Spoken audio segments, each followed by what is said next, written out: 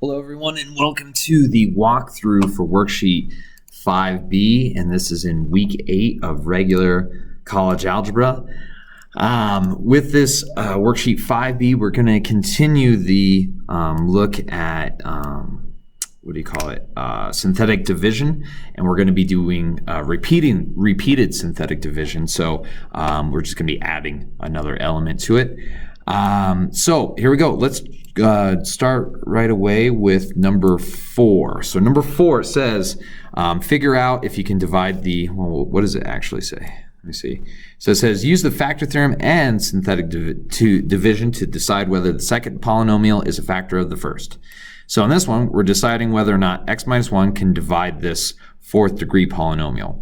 So the k in this case is what makes the x minus 1 0. So in this case, it's just going to be 1. So we put a 1 out front, drop down all the coefficients. We get -3, 1, -5, 2, and 4. Drop down the -3, multiply that, you get -3. 1 plus -3 is -2. Carry up the -2. -5, -2 makes -7. Multiply that by 1, you get -7. 2 times -5 is -5. -5 plus 4 is going to be -1. So since there is a remainder, or in other words, since we didn't get 0 there, x minus 1 is not a factor for it. So that's what we say. So now let's look at number 5. So number 5 says factor this all out into all of its different factors given that k is a 0.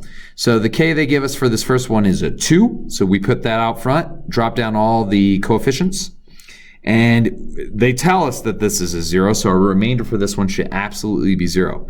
So we drop down the 2, we get 2. 2 times 2 is 4. -3 plus 4 is +1. 2 times 1 is 2.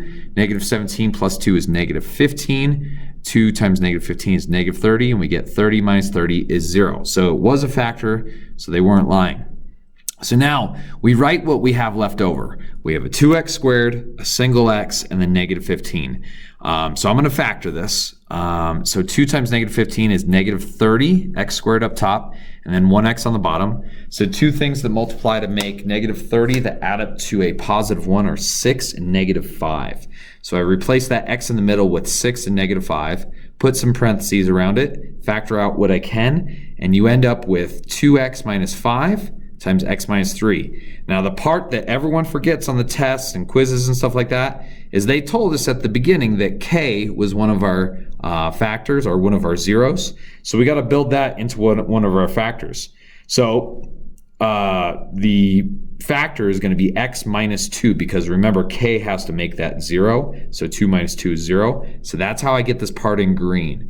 Really, really critical you don't forget that last one, because the first two are just the factors of the quadratic, but the x minus 2 is the missing one that we wouldn't have. Okay, so that's good. Let's look at number 9. So number 9 says, okay, build me a polynomial of degree 3 that has real coefficients that satisfies these conditions. So they want one that has zeros of -3, 1, and 4. And when we plug in a 2, we want to get out a 30. So the first thing I'm going to do is I'm going to worry about the zeros, and then I'm going to worry about plugging in a 2 gives you out a 30. So if my zeros are -3, 1, and 4, to make the zeros, I just flip the sign. So basically, I get x plus 3 instead of -3, x minus 1 instead of +1, and then x minus 4 for the last one, for the +4. And so if we plugged in all those numbers, we would get zeros for each of those, and that's what we want. So that first part's done. Now the second part is when I plug in a 2, I'm supposed to get out a 30. Well, let's plug in 2 now and see what we get. So I plug in 2 into all the places that have x's. You end up getting 5 times 1 times -2, and that all equals -10.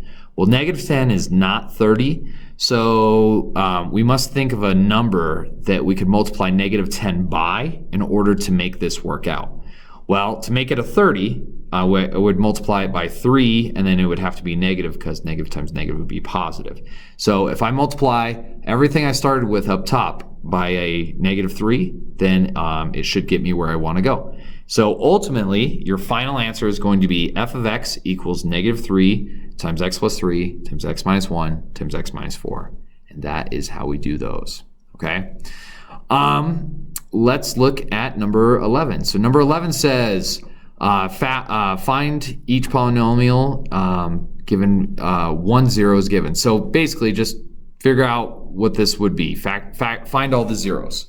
Okay, so they gave us a 3 for number 11. We put that out front and we factor it all out, or divide it all out, I should say, and our remainder is 0, so everything's good.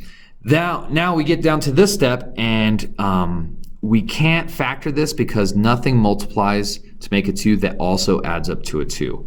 So I knew I couldn't factor this, so I jumped straight to the quadratic formula. So I color-coded them and put them in here. What you end up getting is -2 plus or minus the square root of -4 divided by 2. Well, we can't really take the square root of -4, so we're going to do it imaginarily. So we break that up, and we're going to get square root of 4 times square root of -1. Square root of -1 is I, so you end up getting -2 plus or minus 2i divided by 2.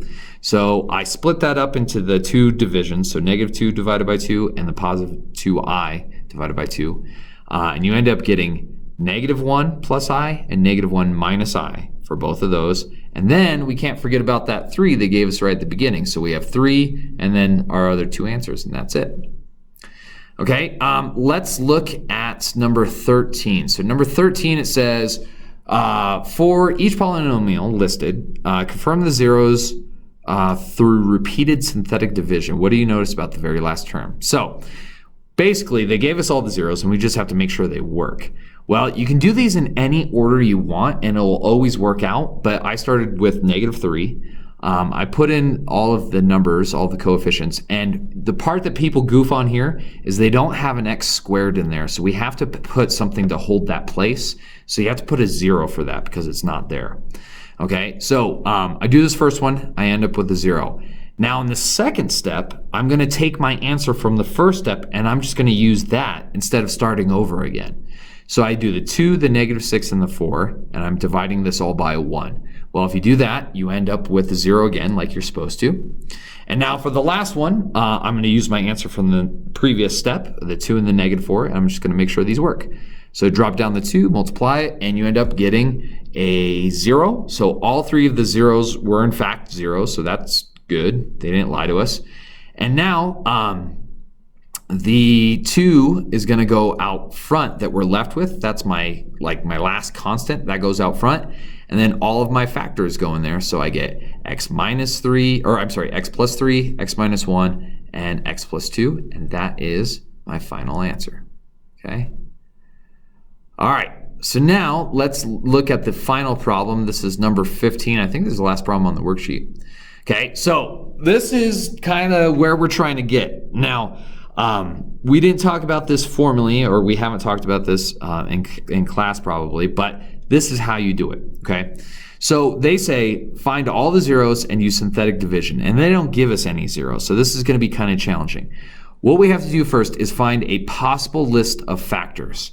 Well, the factors, the possible list of factors are found by looking at all the possible things we can divide a 3 by, because that's the first number, and all of the possible things we can divide a 12 by at the end.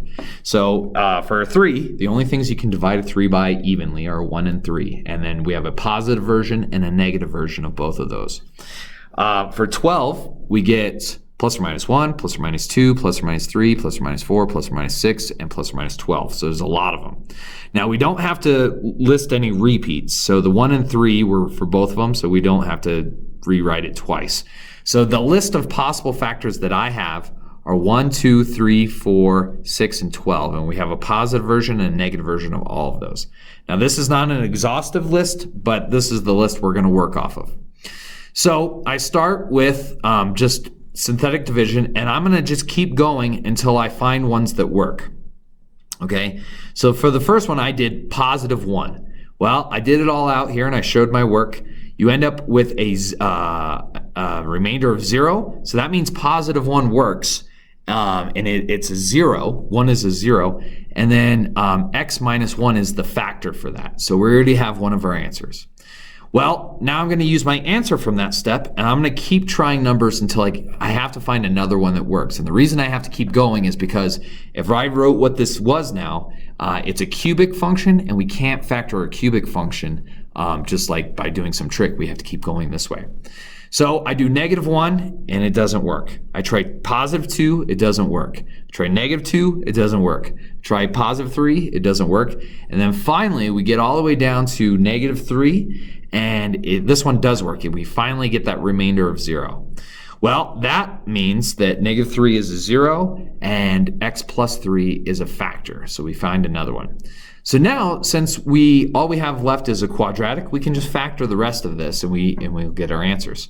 So I factored this like so, and I showed my work here.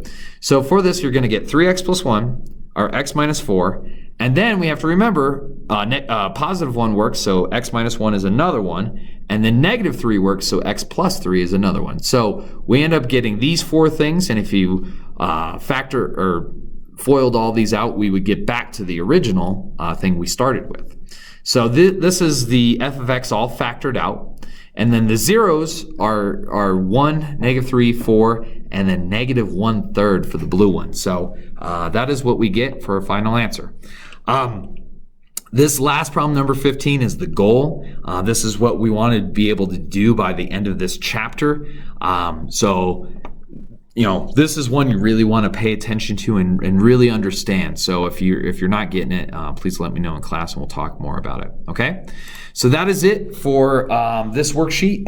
If you're on fall break now, enjoy that. You got a whole week off. But other than that, have a nice day, and I will talk to you later.